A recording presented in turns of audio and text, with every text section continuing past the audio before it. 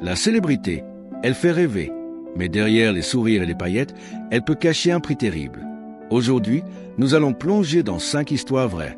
Des enfants stars que tout le monde adorait, mais qui ont vu leur vie s'arrêter brutalement. Certains sont partis à cause de drames familiaux, d'autres à cause de maladies, de malédictions ou d'accidents terribles. Et pour chacun d'eux, une même question revient. Que s'est-il réellement passé? Restez jusqu'à la fin, car la 5e histoire, celle de Cameron Boyce, a choqué le monde entier. Judith Barcy, la petite voix d'Hollywood. C'était le 25 juillet 1988 à Los Angeles.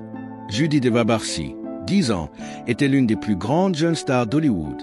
Sa voix résonnait dans les films cultes. Dookie dans Le Petit Dinosaure, Anne-Marie dans Charlie, Mon héros. Elle apparaissait dans Les Dents de la Mer 4, Cher et plus de 50 publicités. Une vie de rêve en apparence, car derrière les murs de la maison familiale, c'était un cauchemar. Son père, Joseph, était autoritaire, violent et imprévisible. Il terrorisait Judith et sa mère, Maria, depuis des années. À 10 ans, Judith gagnait plus de 100 000 $ par an, mais cet argent ne l'a jamais protégée. Un jour, avant un tournage, son père a placé un couteau sous sa gorge et lui a dit « Si tu pars, tu ne reviendras jamais ». Judith a confié à ses amis qu'elle avait peur de rentrer chez elle. En mai 1988, lors d'une audition, la petite craque. Un pédopsychologue alerte les services sociaux. Maria promet de quitter Joseph, mais elle ne le fera jamais. Le 25 juillet 1988, Joseph passe à l'acte. Il abat Judith dans son sommeil, tue Maria, puis met le feu à la maison avant de se donner la mort.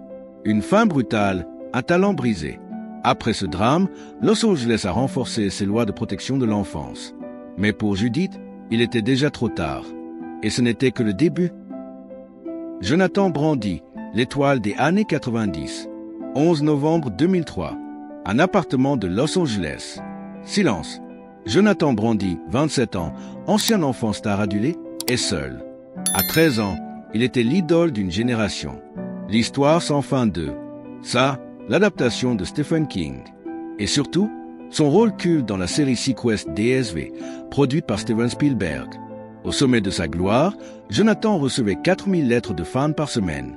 Tout le monde le voyait déjà comme le futur grand acteur d'Hollywood. Mais après 1996, tout s'effondre. Les grands rôles disparaissent. Les auditions échouent. Il se bat pour décrocher le rôle d'Anakin Skywalker dans Star Wars, mais on le trouve trop vieux. Ses proches remarquent qu'il va mal, mais personne ne mesure l'étendue de sa détresse. Le 11 novembre 2003, il met fin à ses jours. Une génération de fans est sous le choc. Les forums se remplissent de messages, d'hommages et de questions sans réponse. Pour beaucoup, Jonathan restera ce prodige inachevé, l'enfant star qui semblait promis à tout, sauf à la paix intérieure. Heather O'Rourke, la malédiction de Poltergeist. Ils sont là? Cette simple réplique est devenue l'une des plus célèbres de l'histoire du cinéma. En 1982, une petite fille aux cheveux blonds et au regard d'ange apparaissait à l'écran. Heather O'Rourke, à peine 6 ans. Son rôle de Caroline dans Poltergeist a marqué toute une génération. Son visage angélique, sa voix douce. Heather est devenue, du jour au lendemain, l'enfant star la plus adorée d'Hollywood. Mais derrière les caméras, un drame se préparait. Heather commençait à souffrir de violentes douleurs abdominales. Les médecins, pensant à une maladie de Crohn, la mettent sous traitement. Ce qu'ils ne savent pas, c'est que ce diagnostic est faux et qui la condamne. Le 1er février 1988, Heather, affaiblie, s'effondre brutalement chez elle. Transportée d'urgence à l'hôpital, les chirurgiens découvrent une occlusion intestinale massive.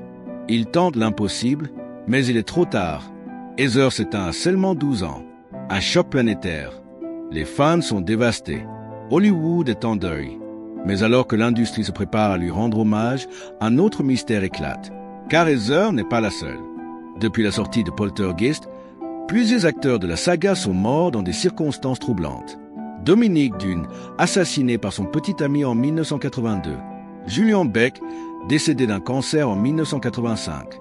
Et Will Sampson, mort après une opération en 1987. Une question se répand alors comme une traînée de poudre. La saga Poltergeist est-elle maudite?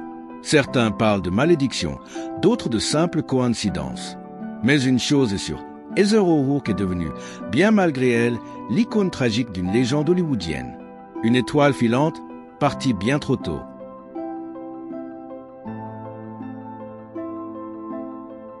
River Phoenix, le génie étourdi par la gloire. 30 octobre 1993. Le Viper Room, un club de West Hollywood appartenant à Johnny Depp.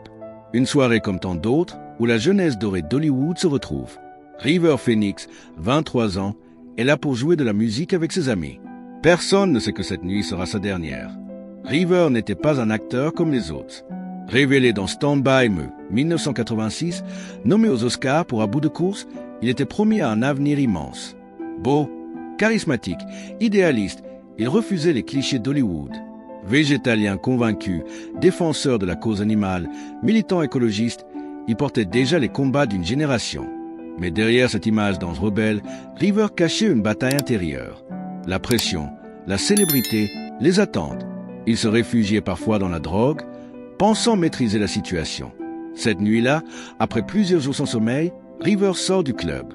Devant des dizaines de témoins, il s'effondre sur le trottoir. Son frère Joaquin, alors âgé de 19 ans, appelle le 911 en larmes. Il ne respire plus. « S'il vous plaît, aidez-nous !» Les secours arrivent, mais il est déjà trop tard. River Phoenix décède sur place. La nouvelle fait l'effet d'une bombe. Hollywood est en état de choc. Pour beaucoup, c'est l'un des plus grands talents perdus trop tôt. Des années plus tard, Joaquin Phoenix, devenu à son tour un acteur oscarisé, rend hommage à son frère en prononçant ces mots déchirants. Cours à la rescousse avec amour et la paix suivra.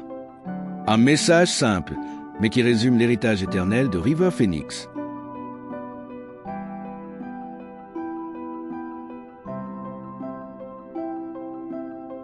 Cameron Boyce, le choc mondial.